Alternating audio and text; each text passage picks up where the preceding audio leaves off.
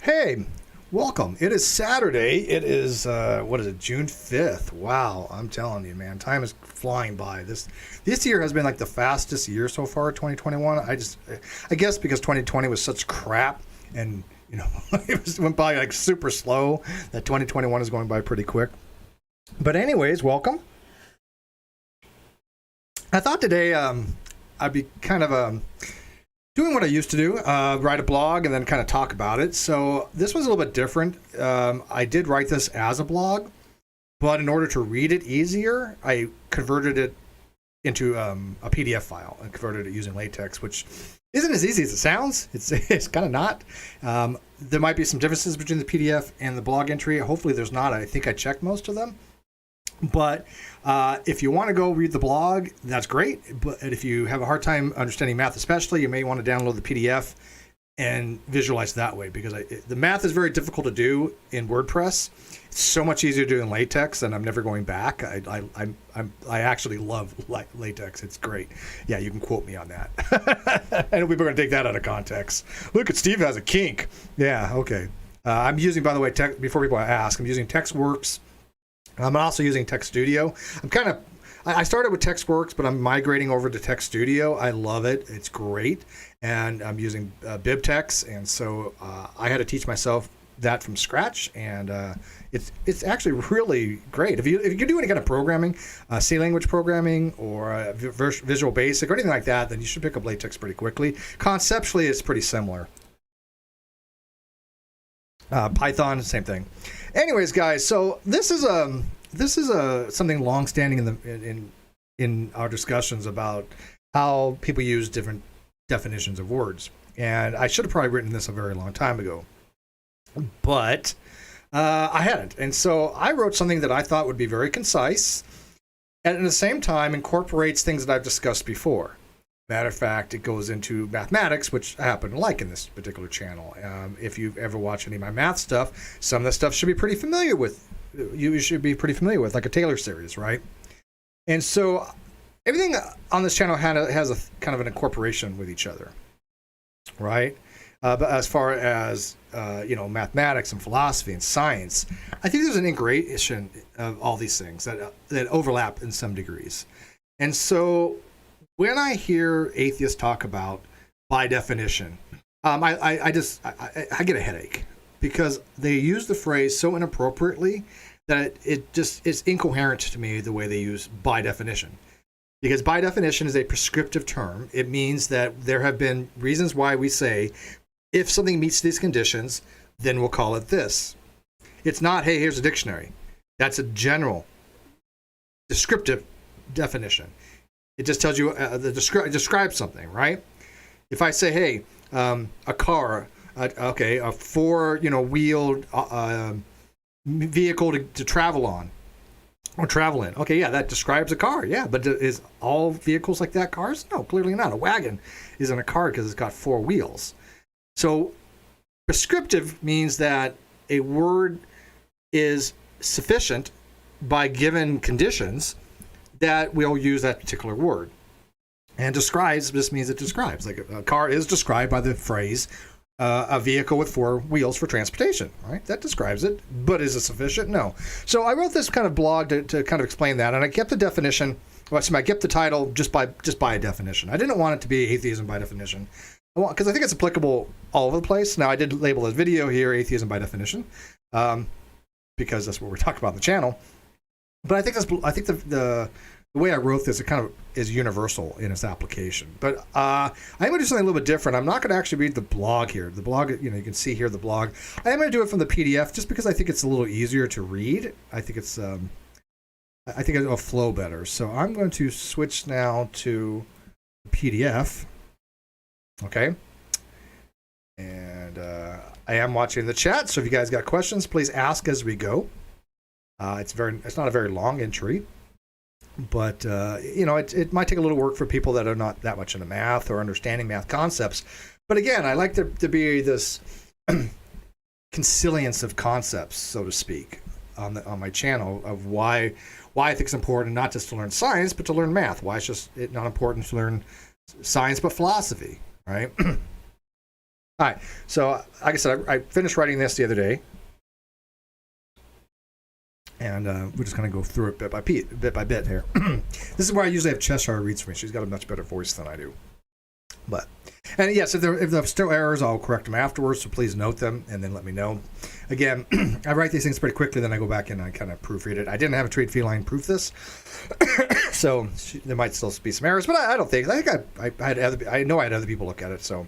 But they mostly check the math. But whatever. All right, here we go. Most activist groups that go against the status quo have something they say that just instills oneself with that cringe feeling all over your body. Creationists have the question, if we evolved from monkeys, then why are there still monkeys? Flat earthers have, water always finds its level. And new atheists, TM, have, quote, by definition. Now, I will tell you that new atheism TM, I didn't come up with that. That's been out there, it's been on Reddit. It is parody. It's not meant to be taken seriously. Somebody asked me on Facebook, who owns the trademark? I'm like, it's parody. And, I might have been able to tweak that TM to make it a little bit different style, but whatever. It's too much work.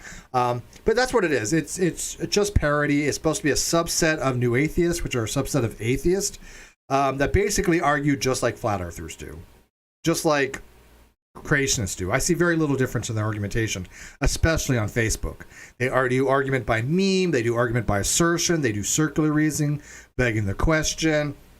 You name it, the new atheist TM are no different. And I find that a lot of them are ex-theists that have lost their, faith. And instead of learning these topics and justifying why they don't believe there's a God or believe there's no gods, they just do the same thing they did before. They have unjustified positions, I think, because they're just accepting what other people have said and then run with it. And that's what they used to do probably when they were evangelists. They said, hey, my pastor said this, I'm just going to take it by fiat that it's true.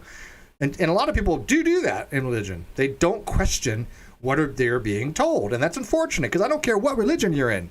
You need to question things. If somebody says, hey, the scripture said this in the Greek and in rhetoric or Arabic or whatever, check into it. I don't know about these things. I'm not that interested in it. But there are many experts who are that might give you a very different interpretation of the scripture from Hebrew or linguistics. Go contact Jim Majors and say, hey, is this actually true about the Hebrew understanding of the scripture, right? But I find very few atheists do that, right? There's excellent resources on Twitter within our community.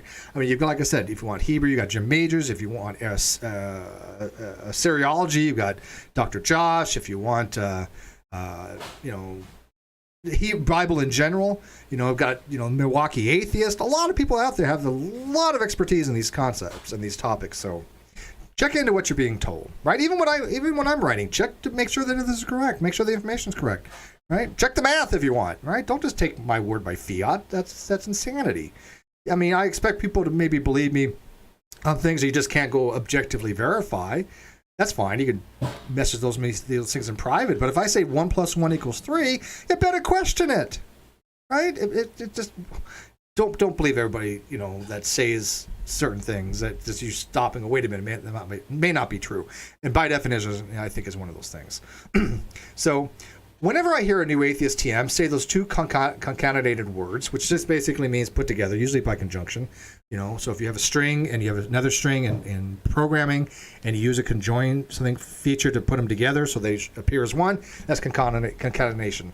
Words, a reflexive visceral reaction occurs inside of me that I feel deep inside my bones, and I brace myself for the almost inevitable onslaught of linguistic misunderstandings followed by insertions of improper use of a descriptive dictionary. And I'm not even kidding with that.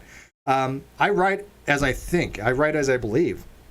When I see an atheist says, well, an atheist by definition, I feel it. I'm not even exaggerating. It's like, oh my God, here it comes again. People not understanding how to properly use a 4th grade dictionary, right? So, more specifically, the phrase that new atheist Tim frequently say to me is, quote, atheism is by definition. When uttering this phrase, regardless of what follows afterwards, follows thereafter, they are making a fundamental mistake of trying to coax a prescription out of a description. What I meant by that is that these dictionaries describe things. They're not telling you by definition, if it meets these criteria, then it is the case. What it's saying is this is something that describes general usages, called general parlance. And they're trying to coax some kind of prescriptive thing out of that. It's very similar, and this is kind of a tangent, and I didn't include this in this little essay for specific reasons because I thought it was too tangential. But we've talked about it before. This is very similar to the is-ought problem, Hume's guillotine, believe it or not. And you might be going, well, how does this relate to Hume's guillotine? Well, a lot of people that understand Hume's guillotine will go, yes, this is exactly what it is. How do you get a prescriptive categorical imperative for how you should do something, an act out of description? The is-ought is description, prescription. The is the description. The ought to prescribes. It prescribes what you should do. It tells you what you should do, right? So the is-ought problem is a very similar problem of how you do get a prescription from a description. Some of you may never have thought about that before, but yeah, it is related, right? Again, I love the way things in philosophy and science, math kind of have interrelationships to each other. It has been well established, contrary to assertions made by a fiat of groups such as American atheists, that words like, quote, atheism are polysemous and do not have a singular definition, which is both necessary and sufficient for prescribed usage. And that's very true. I think it's more than well established. American atheists just lies. They're outright just lying to people. But it's very hard to have a prescriptive definition if words are polysemous. If they mean multiple things inside a domain, how do you know what the prescription is? Like, I go on and I'll give you some foreshadowing. I go on and talk about 0 factorial. If 0 factorial meant many different things in math, then how can we have a prescribed definition for it? It would be very I'm not saying it's completely impossible, by the way. There's different, branches of mathematics, but generally speaking, in combinatorials and things of that nature, it would be very confusing if there's different prescriptive definitions for a math term, right? So it would be very difficult for that. Typically, prescribed definitions are generally found in fields like math and logic. For example, the relationship of 0 factorial equals 1 is true because there is a specific definition of the word factorial that exists that has both necessary and sufficient conditions to establish that relationship is true. And you can go look this up. What a factorial means. There is a very specific definitions of that term. When we say factorial, what do we mean by that? Right? And I use the one from Will from Math World. A little more foreshadowing. In this case, it is established that the definition of a quote factorial from which we can expand our definition of a factorial for a special case and say 0 factorial equal 1 by definition, and this comes from Will from Math World, if you want to go check that out. I didn't produce a reference list on this. Didn't think it was necessary. N factorial, and those 3 bars mean by definition. It means a strong equality, stronger than just equal sign. You can think of it as exactly equivalent, or by definition, okay? So n factorial, by definition, is n, and then the quantity n minus 1, which just means it goes on, 2 times 1, where n is a positive integer, or when n is greater than or equal to 1, as n is an element of the natural numbers. What this is saying is that for any number you can come up with n, and n is an element of natural numbers. Since it's positive, n is positive, right? N has to be 1 or greater, then we're really talking about z plus, so the integer set that's plus, which is exactly saying as n is the element of n. So even though n here is, and this, again, these are, by definition, if you go to these various pages, it'll say n is a positive integer, which means it must be 1, 2, 3, go on, and so on. It can't be 0, and it can't be a negative number.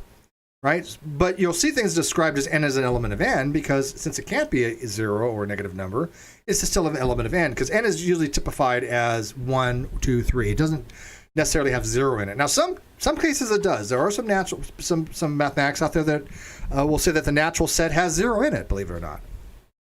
Okay? In this particular case, it really makes no difference, but n is an element of n just means that it's a positive number because n is greater than or equal to 1. Okay, so the n is defined as if you have, let's say, 5 factorial, then you have 5 times 5 minus 1, which is 4, ... all the way down to 1. So you would have 5 factorial would be 5 times 4 times 3 times 2 times 1. 4 factorial would be 4 times 3 times 2 times 1. 3 factorial would be 3 times 2 times 1. 2 factorial would be 2 times 1. And 1 factorial is just 1 times 1, or 1, right? But you'll see it actually, the formula, you end up with 1 times nothing, which is just, 1 times nothing to times itself with, which is just 1, but whatever. Which can be more generally expanded in factorial, where you have, again, this relationship of 5 factorial times n minus 1, which is 4 times n minus 2, which is going to be 3 minus, all the way down. So whatever you start with. In this case, it would be better to start with 6, obviously, right? But that ... 3, 2, 1's only going to be if you have high enough. If you have any 2 factorial, you're not going to have, obviously, 3 in it, right? So you have to be able to recognize that this is just a general form. So let's say it was 6 factorial. 6 factorial would be 6 times 6 minus 1, which is 5, times 6 minus 2, which is 4, 6 minus 3, which is 3, 2, 1. Does that make sense? Hopefully that'll make sense to people. If you had any basic maths, you should already know this. But this is a little more precise usage of the term, right? Again, by definition of what we're talking about. Notice in the definition that a triple bar is used to represent the relationship is stronger than a mere equality. And as such, it is giving a prescriptive definition. A prescriptive definition tells you that in a math proof, you could literally give justification as justification of I got to remove that and. I'll fix that. The expansion above to be replaced by n factorial by definition. In other words, if you saw that expansion in a math proof, you could just say n factorial. And if you need to justify it, it's by definition, right? That expansion, that general expansion, actually it's more specific, but that general expansion, if you see something like that, you can just say, this is the same thing as saying n factorial. The expansion is equal to each other, right? So by definition of what was explicitly given, we understand that we don't need to have that entire expanded form. We could just say n factorial. And then I kind of break it down of how you would go about doing this. Examples of factorials using definitions of factorial. So 5 factorial would be 5, then 5 minus 1, 5 minus 2, 2 times 1, which gives you 5, 4, 3, 2, 1. Now you notice there's 5 elements here, right? Right, so 5 factorial should give you 5 elements. 4 factorial, which would be 4 times 4 minus 1, which is 3, times 2 times 1, gives you 4, 3, 2, 1, which gives you 4 elements. 3 factorial would be 3, 3 minus 1 is 2, 2 times 1, 3, 2, 1, 6, so there's 3 elements. 2 gives you 2 times 2 minus 1, which gives you 2. And then 1 factorial really only has 1 element, right? So if you notice that 5 factorial has 5 elements, 4 factorial has 4 elements, 3 factorial has 3 elements, 2 factorial has 2 elements, or I should say quantities was what they are, and 1 factorial has 1 quantity, 1, right?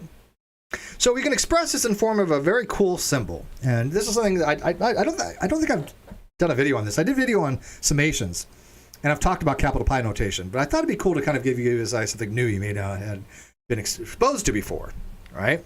Because you'll see this symbol, and you go, what the hell is this symbol in math? It's called capital pi notation. It's the same thing as summation, only it's for product. It's for multiplication instead of summation, right?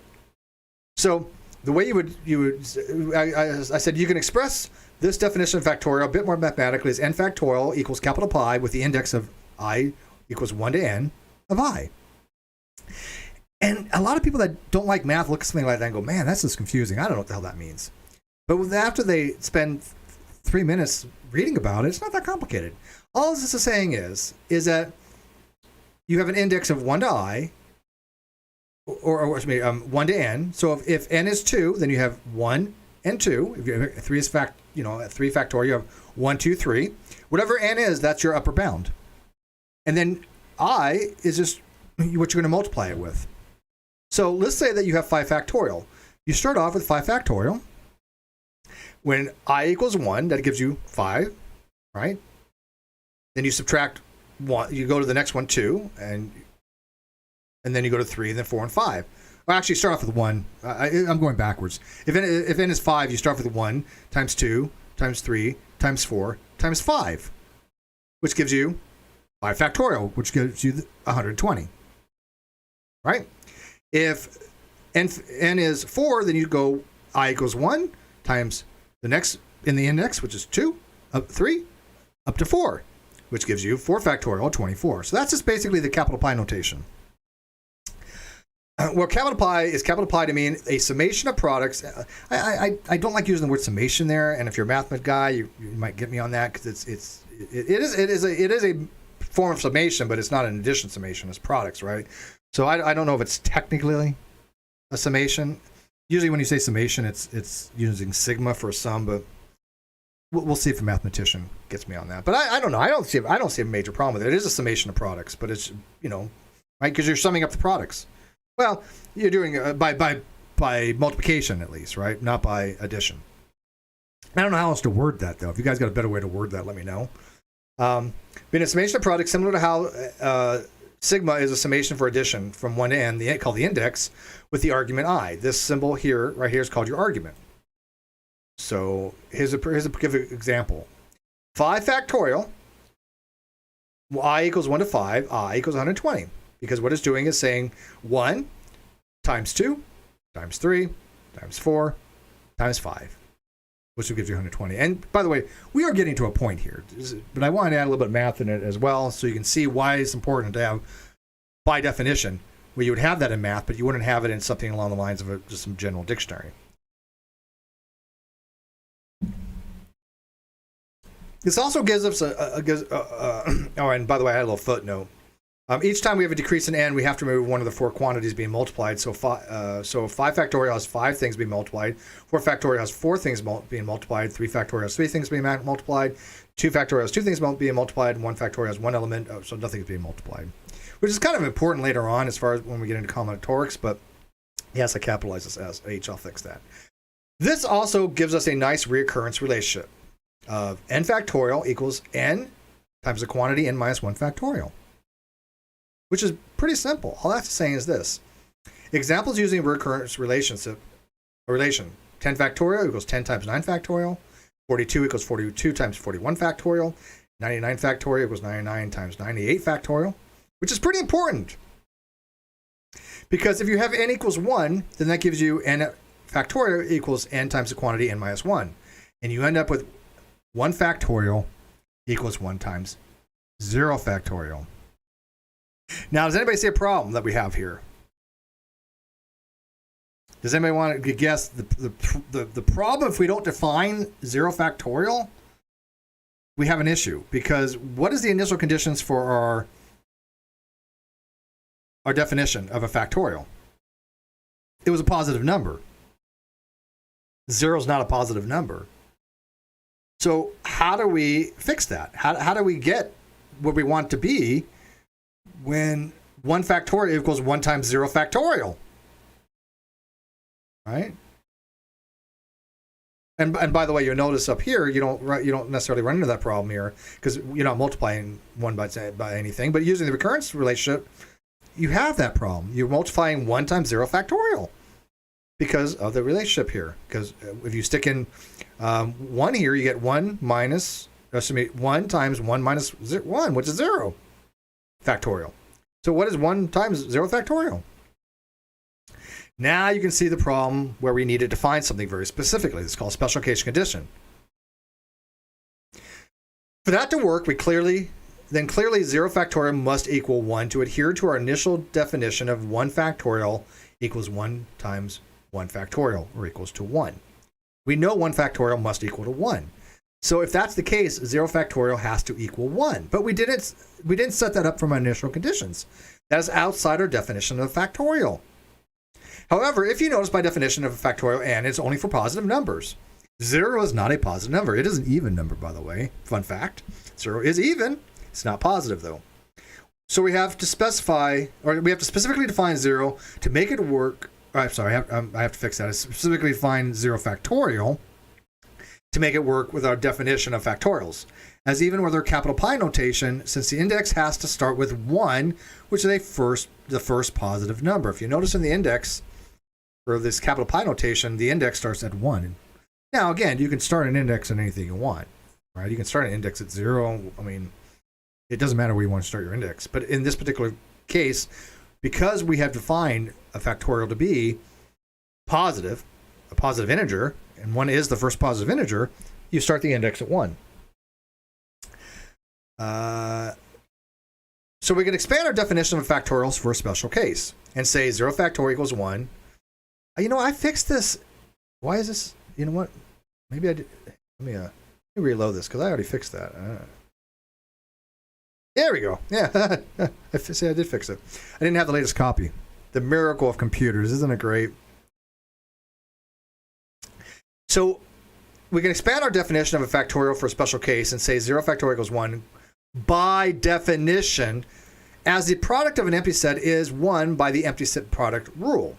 Now, the empty product rule is a little bit difficult to explain. I'm going to attempt to real quick here, but it's important that you understand that 0 factorial is by definition equals 1 because we have to make it so, or some of this stuff won't work in math. But the empty product rule is interesting, which means that if you take the product of a set with no elements, an empty set or a null set, the symbol is a null set, it equals 1 by the multiplicative identity, which is the product of the equivalent of the additive identity of 0 and addition. And what that means is the additive identity in math is basically 0. It means if you add the additive identity to something, it won't change. This is really simplistic. If you want to get more detail on this, go read Dr. Pai's paper on rings on my blog, Ring Theory. But basically, an additive identity is something that would exist in ring theory. If you add the additive identity to something, it won't change. So what is 5 plus 0? 5. It doesn't change. The multiplicative identity is that if you add times something by it, it won't change. What is 5 times 1? 5. Right? So the multiplicative identity for the reals is 1. The additive identity is 0. So there's kind of a relationship between the two, right? So the empty product rule is saying if you have no elements in a set, if you have a null set, there's nothing in that set, not 0, not 1, not 2, but nothing is in that set that is equal to 1 because of the multiplicative identity. Okay? So if you want to say how many different, it basically goes down to combinatorials, which is saying how many different ways can we arrange something, which I'll get into. But because we have this other rule called the empty product rule, means if you try to say what is the product of an empty set, it has to be equal to 1 because of this multiplicative identity. If you add up no numbers, like adding the elements for an empty set, it is equal to the addition identity of 0 by definition. I got to italicize that. So again, asking, if I have a set that has 0 elements in it, and I say, okay, add up all the elements in that set, what do you get? You get 0. Right? Because there are no elements to add up. Right? Think about that. If you have an empty set, what do you get when you add them up? All the elements are in there. Well, you get 0 because there are no elements. Same thing with the multiplication.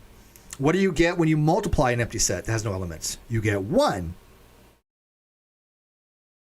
which is equal to the multiplicative identity by definition. There are other mathematical examples of by definition, which I won't go into here, but suffice it to say, it is based upon ring theory.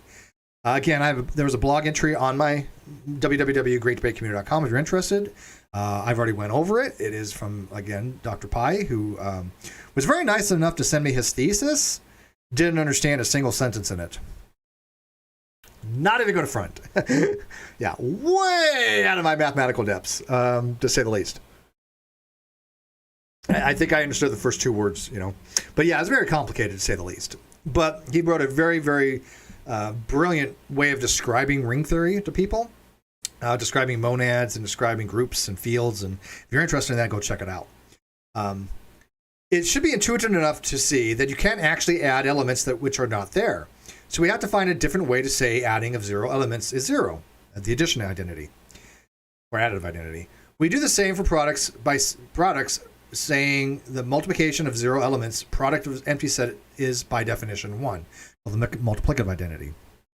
So when you say, hey, what do you get when you add all the elements of an empty set together? You can say it's 0 by definition. If you say what do you get when you multiply all the elements of an empty set together? What do you get? Well, you get 1 by definition. See where you're kind of going with this? right?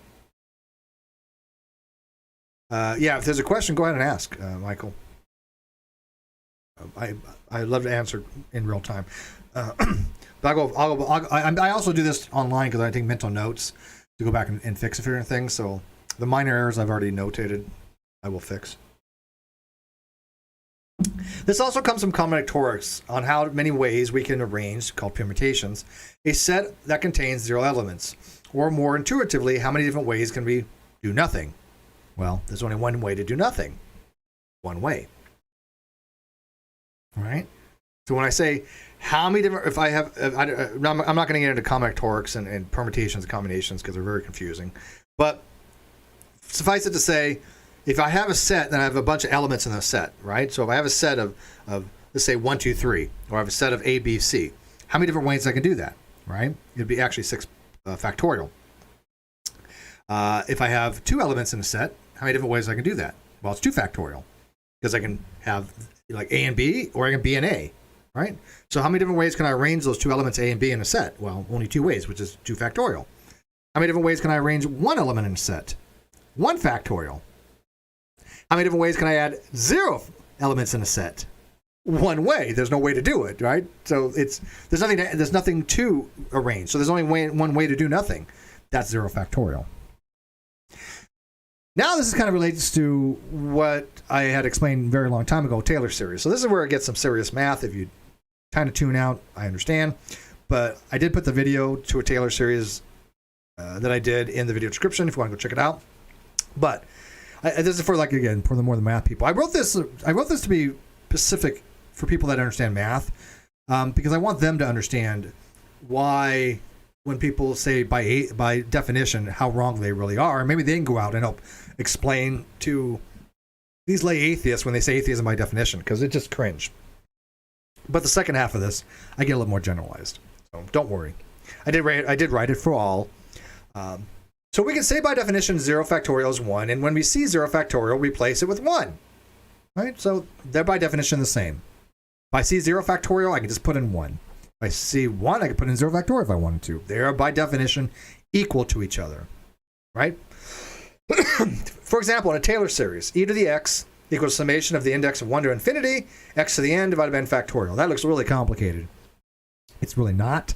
All this is really saying is that if you want to find e to the x, whatever x is, you take the summation starting with the index of 1 all the way to what's called infinite summation, where you have x raised to the power of n divided by n factorial. So you'll start off with 1 factorial, 2 factorial, 3 factorial, etc.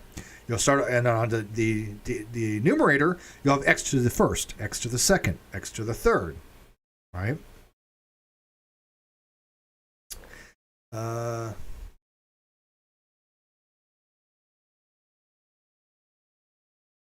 Actually, you know what? My index is wrong on this, isn't it? You know, I had a math person check this, but that index is wrong. Somebody tell me what the index. And by the way, this is when you kind of do know a little bit about math. You go, yeah, I think there's a mistake here. But I had a math person check this, and I don't think they caught this. What should that index be? The intrigued feline. And I'm going to double check this here.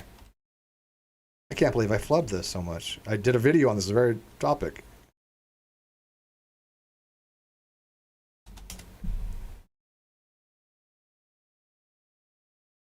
Yeah, yep, I flubbed it. I sure the hell did.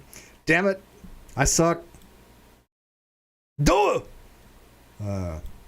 But I'm gonna let you guys. I'll fix it here. You know, trust me. But see if you guys can figure it out. See, this is where you have a theory to practice, right? It's not just being able to spew this stuff out. People think that Steve just regurgitates shit. No, I actually do understand these. I did a whole presentation on Taylor series. But where does my mistake? What should that index be to make this actually true? Come on, somebody in the audience has got to get this. I want to give you some time, but I can kind of walk you through it. I can't remember 42. Think about it. Come on, I have faith in you guys. Tell me what that index should be. It should not be 1. What happens if you put 1 in here? It should be something else. What's your first term in the Taylor expansion? And especially and also with the exponent, right? X to the n, right? So what should this index be? Really, nobody? I'm trying to give you guys time. I am watching the live chat. Is the live chat on the video? Yes, it is. So it's not 69. Come on. Oh man, this is killing me here, peeps. Not one person should tell me what this index should start as. Think about it. Look at the expansion of the Taylor series. If you start off with 1, you have 1 factorial should be the first in the Taylor series. But what is the first in the Taylor series for e to the x? It's 0 factorial. If it's 0 factorial, and if n equals 0, because it's the first thing in the index, what should this index be? You guys are killing me here, man. I'm just owning some of you, man. Want me to just tell you? All right. Gosh, I was hoping one person would get it. All right, we're going to come back to that. I'm going to give you guys a chance to figure this out. Think about this, though. Again, 0 factorial is my first. This part is right. This part of the Taylor series is correct. But if it's 1 over 0 factorial, right? You're saying x to the n, which is x to the first, which is just x. And then you have x here, which is also x to the first. But it's actually not. It's actually x to the 0. Anything to the 0 is 1. And then here you have x to the 1, which is x. And then you have x to 2, which is x to the squared, and then x to the 3. So this is 0. This is going to be x to the first, x to the second, x to the third. And again, it's just, you can write it as 1, but it's actually 0, x to the 0th, right? Maybe I'll make it clearer and I'll put x to the 0th. Yes, Deep Staster gets it 0, yes. What is x to the n when n is 0? It's 1. What is 0 to the factorial? Is 1. 1 over 1 is 1. In every Taylor series you go look at like that, it'll be starting with 1. Right?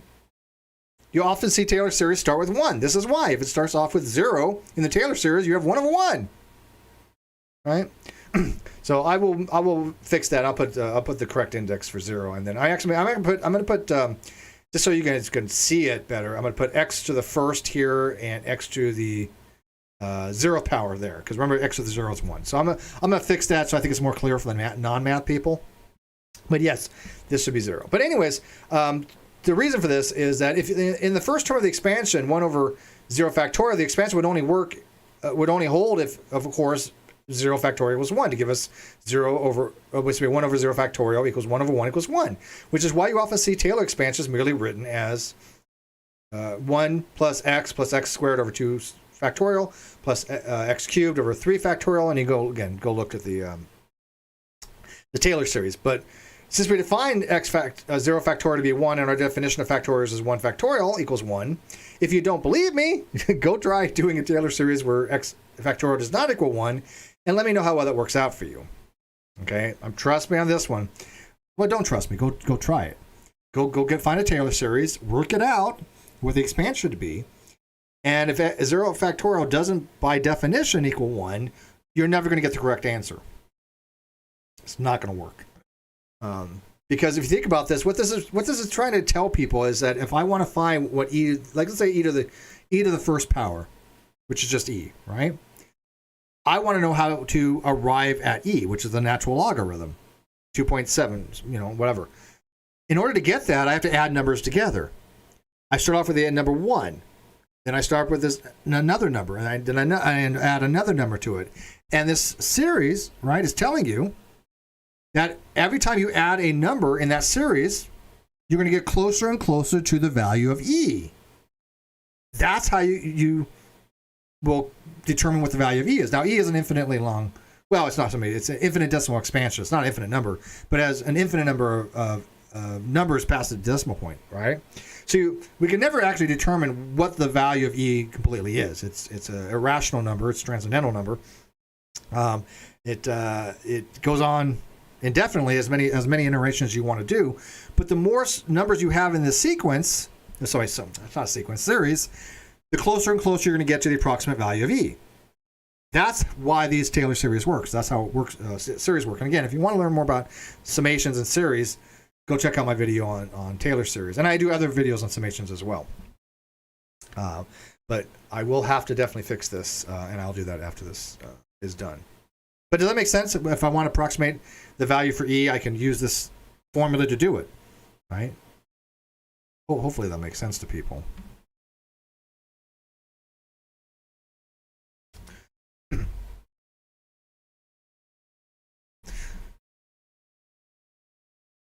And by the way, I do recommend people go try this. Go do this Taylor series and then figure out what each element actually is. And you're going to end up with 1 plus something, and it'll get closer to 2. It should be like 1 plus 1 point something or something, and you'll get like 2.718, 2.7182881. You'll get closer and closer to the value of E, which I think is really kind of cool. All right. Moving on here. I got to make sure that I can see what I'm doing here. Sec. Okay. You may be wondering what all this has to do with New Atheist TM saying atheism by definition. I'm sure a lot of you have tuned out because it's math. But here's where it gets to the point. But this above is an example of a prescriptive definition that is given by the symbol 0 factorial, so we can, by definition, replace it with one of our mathematical computations. More importantly, as far as the conceptual takeaway, 0 factorial is not describing the number 1. It is, by definition, equal to the number 1. See the difference there? Huge conceptual difference there. 0 factorial isn't saying, hey, I'm describing the number 1. No, it's saying, by definition, 0 factorial is equal to the number 1. It prescribes it, just to describe it. Yeah, it's a Maclaurin series, a tree feline. A Maclaurin series is a type of Taylor series, but it centers around 1. In my video on Taylor series, I kind of explain what a Maclaurin series is. But Maclaurin series starts with centered around 1. Or 0. I'm sorry, centered around 0. So it's a special form of Taylor series, and I can work out Taylor series using a more expressive form of Taylor series, but it's very much easier if you center it around 1 and you get a Maclaurin series to do it. But yes, you're exactly right. I thought you weren't a math person, or you just looked that up. But anyways, yeah, see how it's the index is 0 to infinity there in tree feline, right? Is x to the n divided by n factorial. The index starts at 0. Right, and that makes sense because we want the first term in a Taylor series for e to the x to be 1. If not, you're not going to get a very close approximation to e. You're going to be off by 1 at the very minimum, right? So yeah, that's going to be a problem. So we want the first term in the sequence of the Taylor expansion to be 1, which is going to be x to the n, and n is 0. X to the n is always equal, x to the 0 is always equal to 1, no matter what x is. Right? Oh, awesome.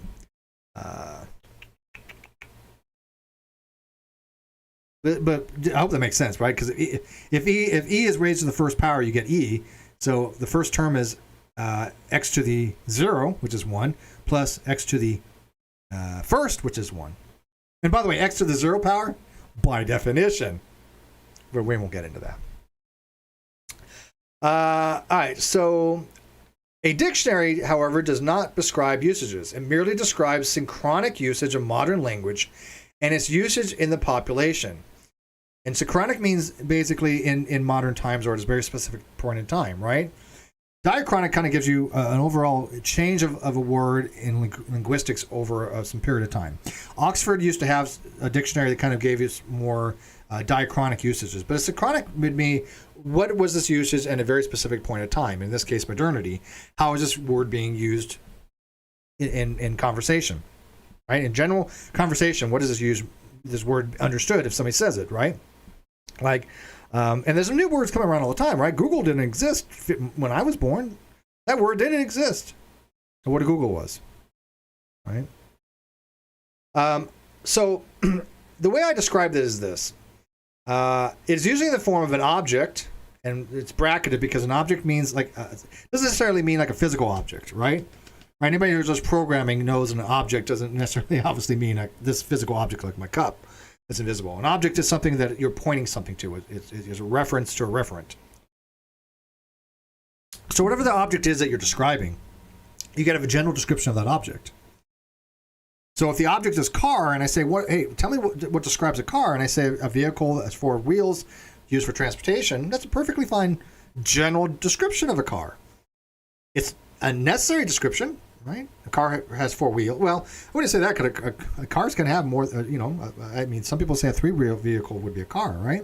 Or you can have a 5th wheel, on the back or something. I don't know. But generally speaking, it's 4 wheels. But one thing about a car that is always true, it's a vehicular mode of transportation. That's always the case, right? So it is a necessary condition to be a vehicular mode of transportation.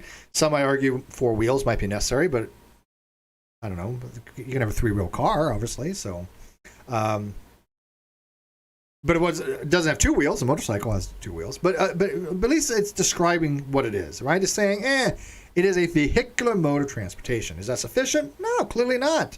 A truck is a vehicular mode of transportation, but we don't generally think of a truck as a car, right? A train is a vehicular mode. Well, okay, maybe not a train, but a semi-truck is a vehicular mode of transportation, right? Not a car. A motorcycle is a vehicular mode of transportation, not a car, right? So the description is describing the left-hand side, right? We good to go on that? Contrary to a descriptive definitional form, the form for a prescriptive definition is more akin to an object, and those 3 bars again, right? The triple bar. And this again, these are my own words. These aren't taken for what it's worth. This is how I describe it. So a substitutional equivalence from necessary and sufficient conditions to establish that relationship, or the relationship. In other words, what makes this the case?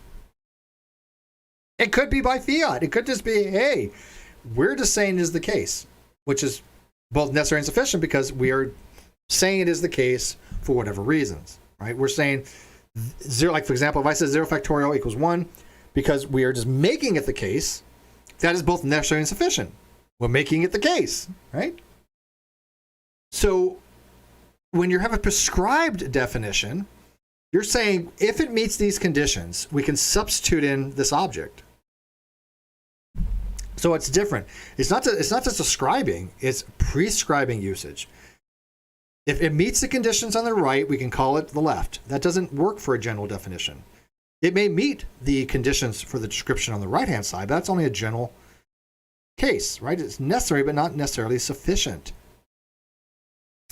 A popular reference for new atheists TM to cite as a definition of an atheist is, quote, atheist, a person who disbelieves or lack belief in the existence of God or gods. I say that all the time because it's what comes up for Google. The Google foo is amazing, right?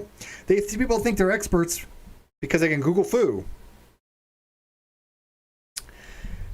This merely is given a description of an atheist. It is not prescribing that anyone who lacks a belief is by definition is an atheist. Merely that, 1, lack of belief describes a person who is an atheist, which it does. 2, as their definition of atheist as to what they believe constitutes being an atheist. Right? Because atheists are out there using this term. They are saying, look, I'm using the term lack of belief just to mean atheist. That's okay. So the dictionary is going to reflect that. It reflects usages. It is in no way saying if you lack a belief, you are an atheist. That is not how a dictionary works. You cannot get a description from a prescription. A mathematical example would be equivalent to square equals a 4-sided object. Right? That describes a square. Right? That statement is true. A square is a 4-sided object. Clearly, that's a true statement. But is it sufficient? No. Necessary? Yes. But if I was to say, look, the dictionary says a 4-sided object, it's a square. But then I look at a rhombus. Well, wait a minute. A rhombus isn't a square. Square is a very specific type of rhombus, but it's not a square. If I say, a trapezoid. Well, wait a minute. 4-sided object is a trapezoid. I mean, a trapezoid is a 4-sided object, but it's not a square. Now, it's funny because most people intuitively would understand this.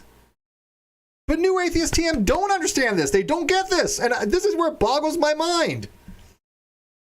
If they were to see a definition, a very loose definition, of a 4-sided object for a square, they'd be going, yeah, that describes it. But then you say, well, yeah, but that means that any 4-sided object must be a square. They're like, no. So you're like agreeing that, you know, if you're if you see a four-sided object, like a, you know, non-equal sided rhombus or trapezoid, it's not a square. They'd be like, yeah. Then why do they hold the same thing to when they read a general definition of the word atheist? You see the problem here? This is a descriptive definition. It describes, albeit not very well, what a square is. It is very general, but not untrue. Right? It is general. It's not false, though. Square. We can have other more specific definitions, such as square equals a two-dimensional plane object consisting of four congruent sides and four right 90-degree angles. That's a lot more specific. Does that describe a square? Yep.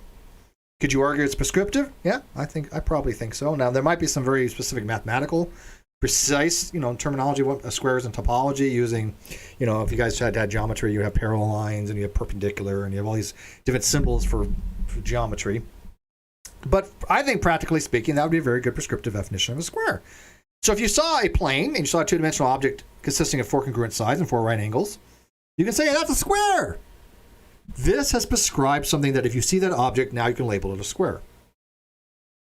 Right? It's more than just a general, by necessary condition. It's a sufficient condition, I think, for the most part. That certainly is a more precise description of a square, and it sets up a special case parallelogram: kite, quadrilateral, rectangle, rhombus, and trapezoid. Matter of fact, if you look at it, a square is a special case of all those. Right? A square is a parallelogram. It is a specific kind of kite. It is a specific type of quadrilateral, rectangle, rhombus, and trapezoid. Right? A square is a rectangle. Right? It's just an equal-sided rectangle. But it's still merely describing what the object we call a square has for attributes. It meets both necessary and sufficient conditions to not just describe a square, but that if you had an object that met all those conditions, being two-dimensional and a plane having four sides of equal length and four 90-degree angles, you could call it a square.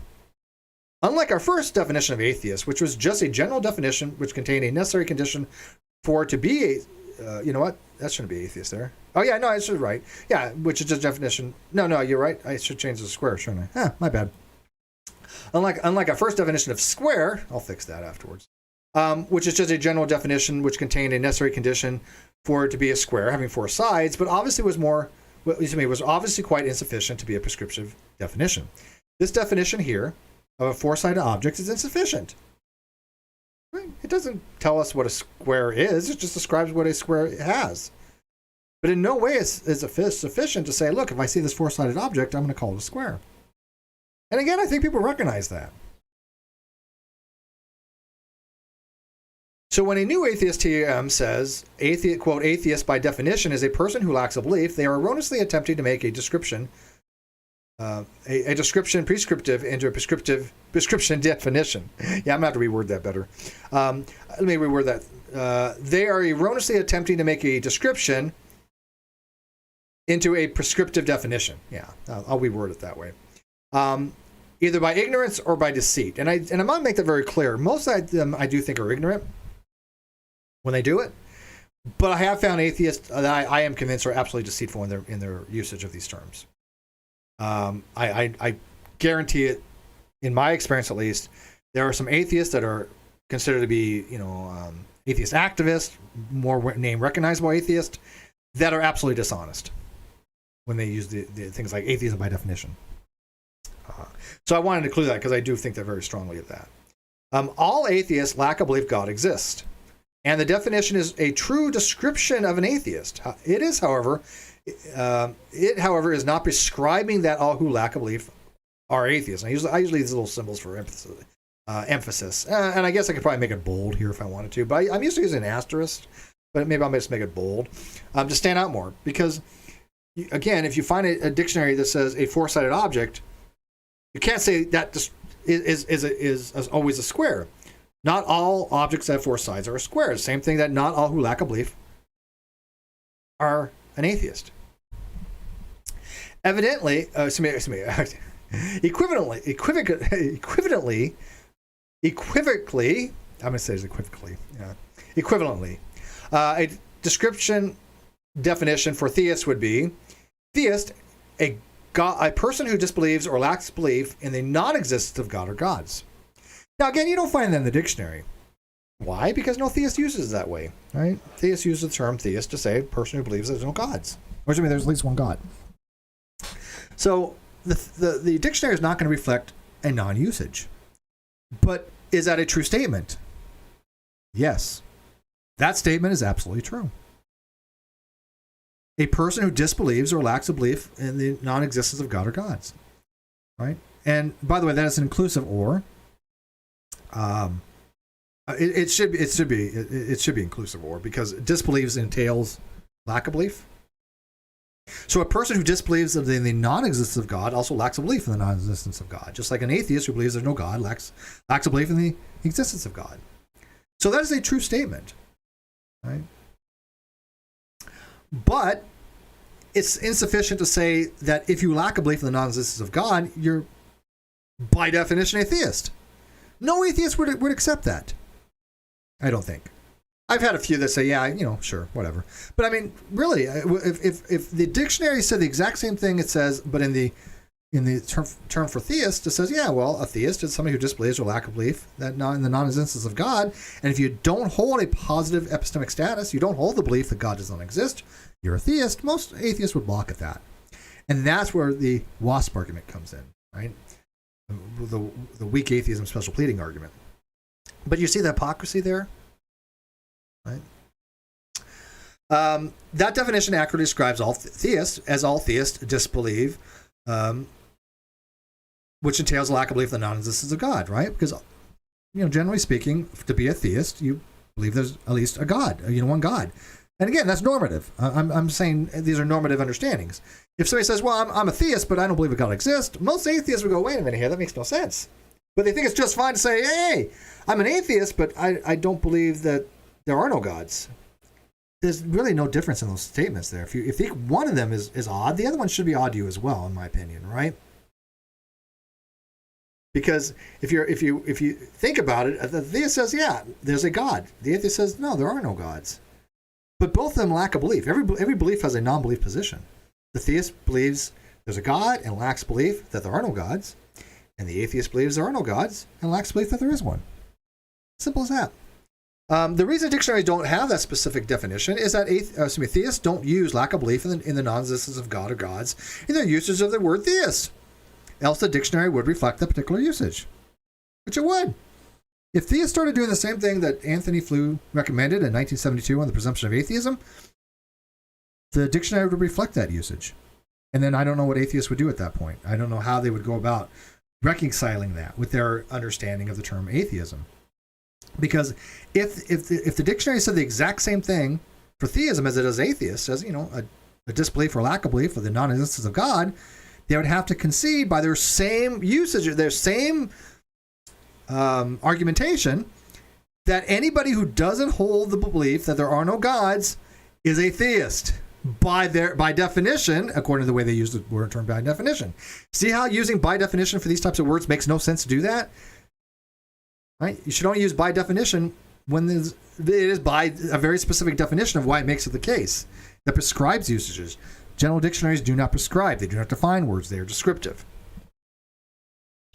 If you therefore allow the word atheist to be a person who disbelieves or lacks belief in the existence of God or gods to be a prescriptive definition derived from a descriptive one, then you must also allow theist to have the equivalent of theist to be prescriptively defined as a person who disbelieves or lacks belief in the non-existence of God or gods to be prescriptive as well.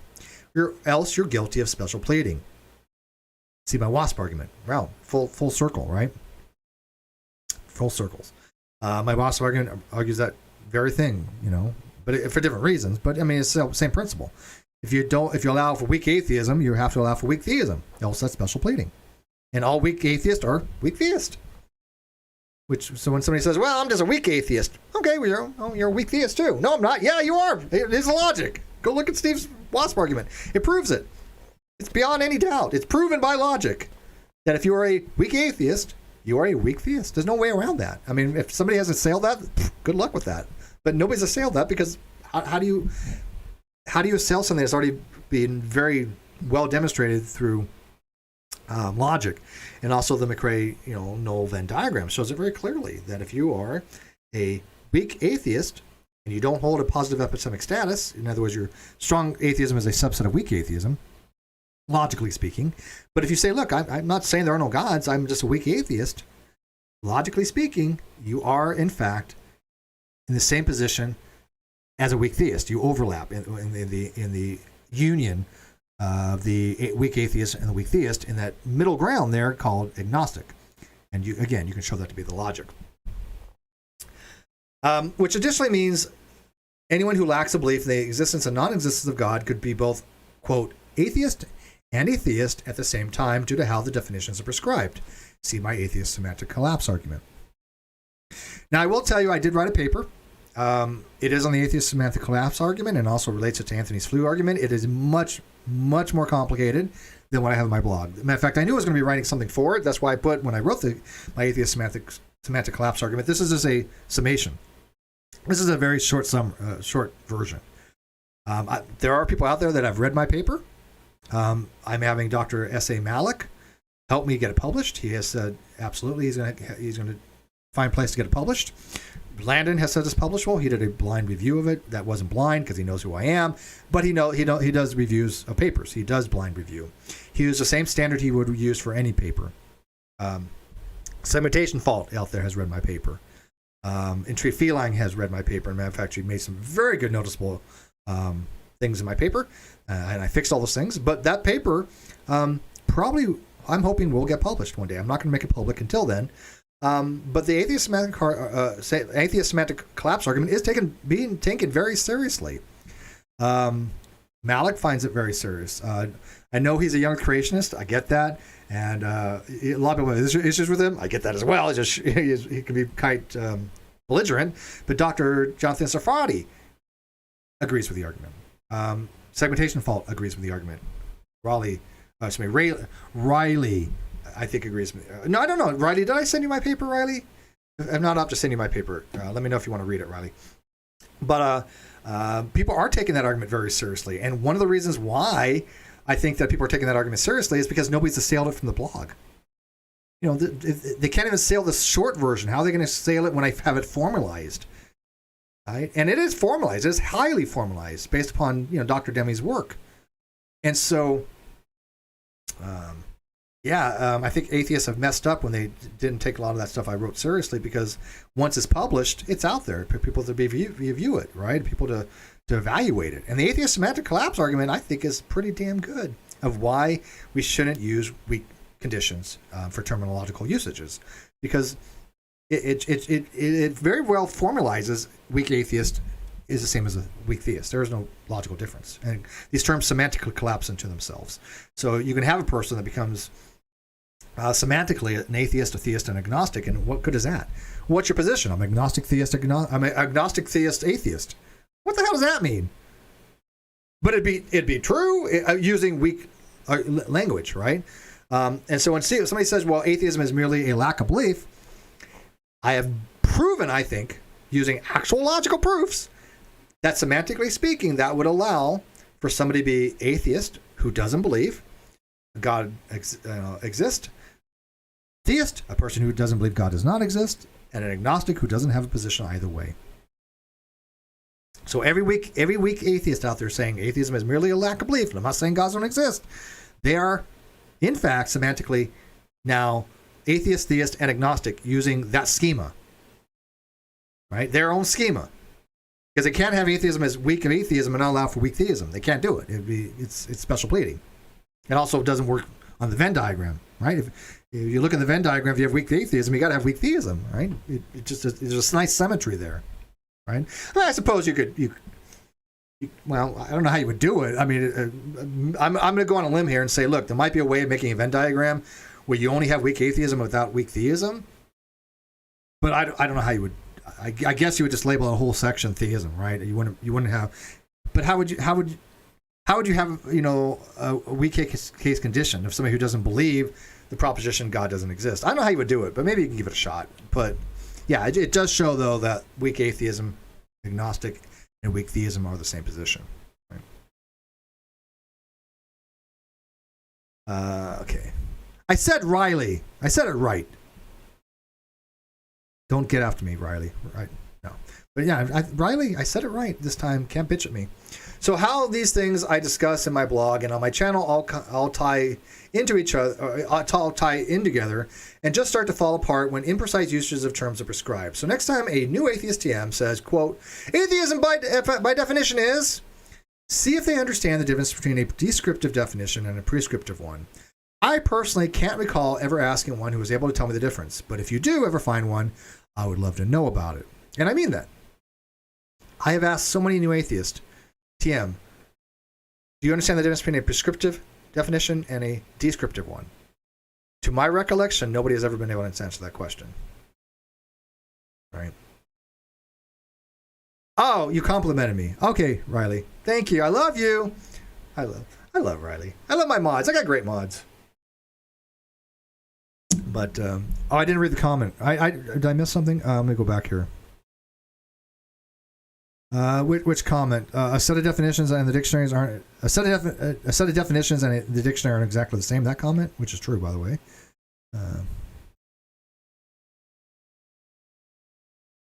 Which God of 1,000 means nothing says I will save. Steve convinced me I should label as agnostic, but it took a year, which is fine. Look, I'm not telling anybody what they should label themselves as. This has never been anything about that.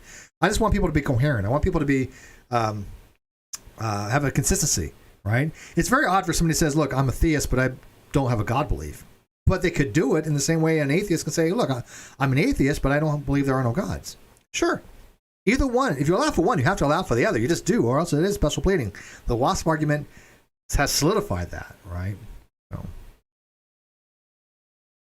I have to pay attention. Yeah, I'm sorry. I'm got a lot of stuff going on. But okay, so here's your opportunity to ask some questions. I will fix the things that I mentally noted in this PDF. Again, the PDF may not be the same as a blog because one's in Google Docs that I write it. Sometimes I use LibreWrite, and then trying to port it over to the LaTeX is it's not that difficult, but it's not as easy as It's not. It's a work to be done, right?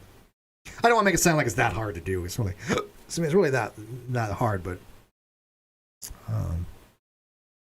it took me a year because I was YouTube indoctrinated. Yeah, no, I'm telling you, dude, I get it, man.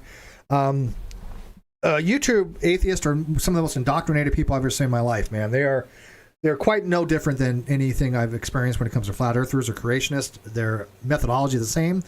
Their assertions are the same. They don't bother to do any critical thinking. They don't bother to do any investigation. Just today and yesterday, I had people telling me, well, atheism has always meant just somebody who doesn't believe. I'm like, really? You sure want to go with that? Because, it's not. I mean, the original uses of atheos in the Greek was to describe Christians that didn't accept the Roman pantheonic gods, the state-sanctioned gods. And then I also have shown the 16th century, 16th century, 17th century, 18th century, and 19th century usages I have citations for. And they are things like, person who believes there are no gods, or one who denies the existence of gods, one who disbelieves the existence of God. All those mean similar things. Deny means the assertion of the case. Disbelief means the belief that is false. Now, there's a relationship there, obviously, right? When I assert something, I'm as somebody that is an honest person, if you assert something, you should epistemically believe it as well. But I mean, that if you're a liar, no, I can assert. I'm all here. 2 + 2 = 5. I made a false assertion. I don't believe that to be the case, right? But I did assert it, right?